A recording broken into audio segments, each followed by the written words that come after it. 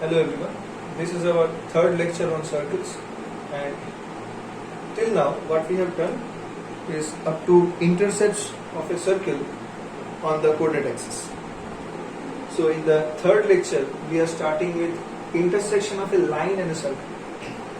So suppose I am taking a circle here like this, and a straight line I am considering here which is intersecting the circle at 2 points. Such a line is called a chord to the circle. A chord to the circle. So a line which is intersecting the circle internally at 2 points, that line is called a chord to the circle. Now let us, for simplicity, let us take the equation of the circle like this: x square plus y square is equal to a square. And the equation of the line let us take as y is equal to mx plus c. And we are finding the intersection of 1 and 2. So for that, we usually know that when we are finding the intersection of two lines, we usually solve the equations in simultaneously. So here also we are doing the same thing. We are solving the equations 1 and 2 so that we can get this point of intersections. Now obviously you can see that here 2 point of intersections are there. That means in the solution we are getting two sets of values for x and y. One set is giving one of the point and the second set of the values is giving the other point. So let us solve it. So for the solution, what we are doing, we are taking the value of y and putting it here. So from this we can say it is x square plus mx plus c whole square is equal to a square. And after expanding the whole square and taking the like terms common, we can see that this will be reduced to this equation.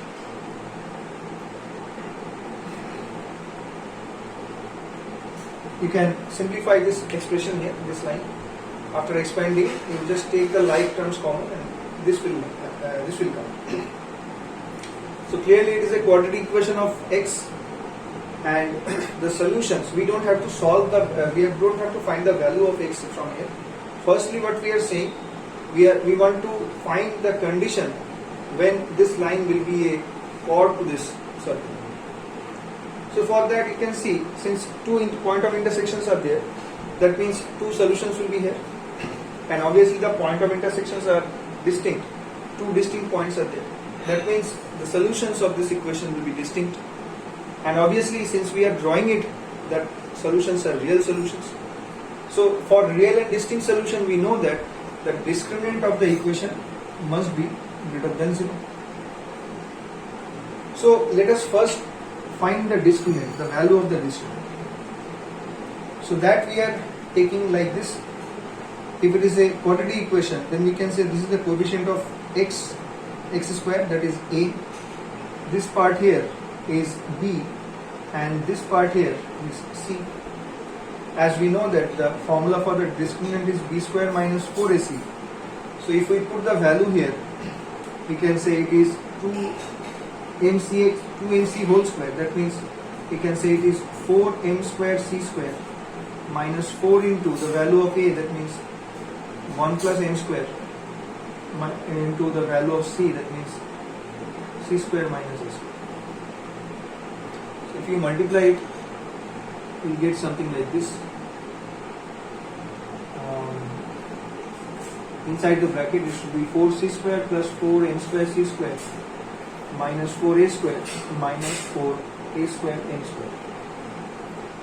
So you can see that this will cancel out, and you are getting something like this.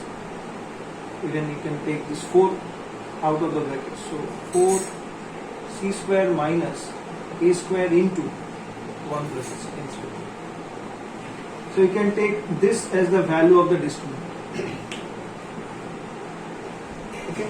Now what we are saying is that for a chord, there are two distinct points, means the solutions of this equation should be real and distinct.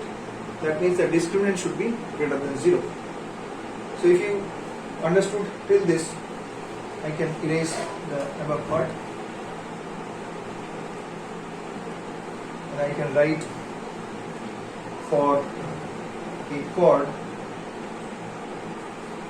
this discriminant is greater than 0, that means minus 4 c square minus a square into 1 plus m square. This is greater than 0. That means c square minus a square into 1 plus m square. This is less than 0 because there was a minus sign. That means c will be less than a into root over of 1 plus m square. This is the condition for a chord. If the line y is equal to mx plus c and the circle x square plus y square is equal to a square be such that this condition is true, then we can say that the line should be a chord to this circle. I think it is okay to everyone. Now see the second thing. Here we are having 2 points of intersection. In some cases we will be having only one point of intersection like this. A line which is intersecting, or you can say it is touching the circle at exactly one point. Such a line is called a tangent to the circle. And this point here is called the point of contact.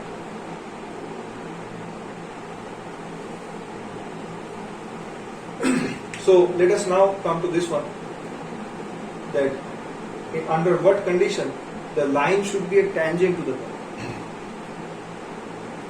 So obviously you can see that the point of intersection is only one. That means this equation, that quadratic equation of x, that should be having only one solution. So let us again write the equation, and we have already got the value of this discriminant, so let us write the equation here.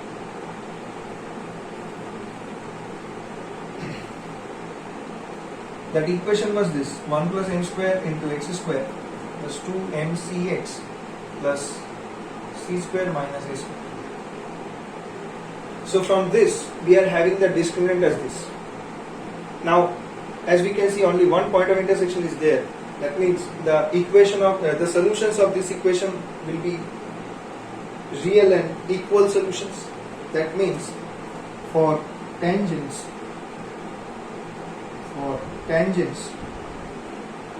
what we are having, the discriminant is equal to 0. That means we can say c is equal to a root over of 1 plus m square. So this is the condition for tangency of a line to a circle. That means we can say the line y is equal to mx plus c is a tangent to the circle x square plus y square equal to a square, if this condition is true.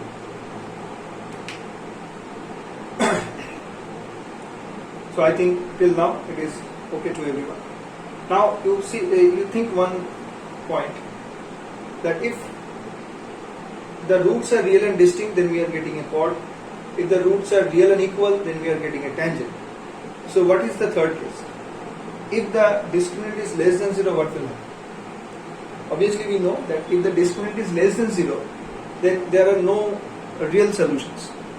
That means associated to here, there will be no point of contact. Means the lines will not intersect the circle. So it will be going outside the circle, like something like this. It will be completely outside the circle. There is no point of intersection. So the meaning of discriminant less than 0 means the line is not intersecting the circle at all.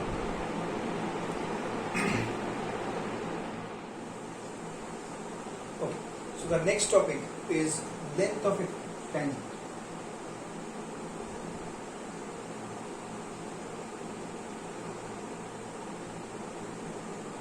So suppose we are taking the circle here like this, and here I am considering the center of the circle. This is C, and I am considering a tangent here, for which we are having this point here. Say this point is P, and the point of contact I am taking as T. So obviously, if I join this point T with C, we are getting the radius of the circle. So suppose I am taking the equation of the circle as x square plus y square is equal to a square.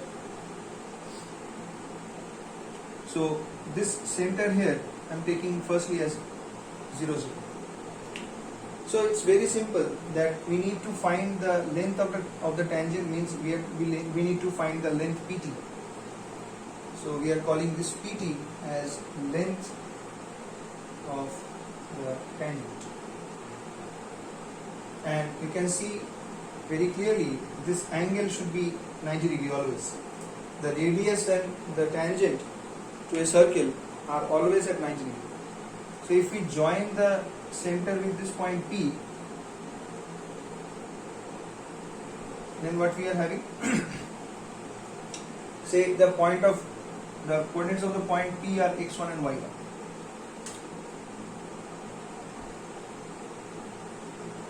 So then how we can find the length PT?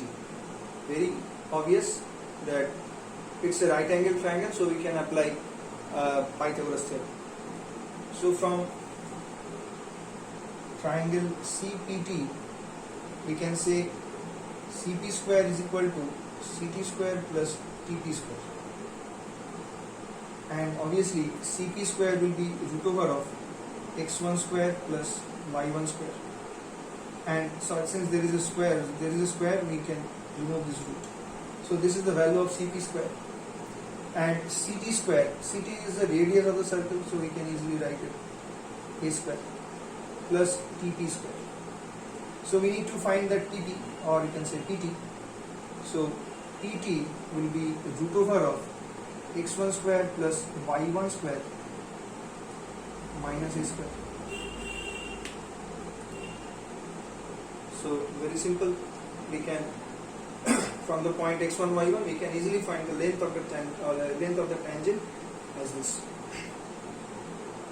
Now what should be next? The next should be the general equation. So if I take the equation of the circle as a general equation, then what should be the length of the tangent? So instead of writing this x square plus y square minus equal to a square, if I take the equation as x square plus y square plus 2gx plus 2fy plus c equal to 0, and p as it is the point x1 comma y1. So this point here, the center, now it should be minus g comma minus f. So then till this Pythagoras theorem it is the same, but now putting the value of Cp will be changed. So as you can see, Cp square must be x1 plus g whole square plus y1 plus f whole square if you apply the distance formula here. And Ct square is the same. That means in this case it is the radius and it's not anymore a square.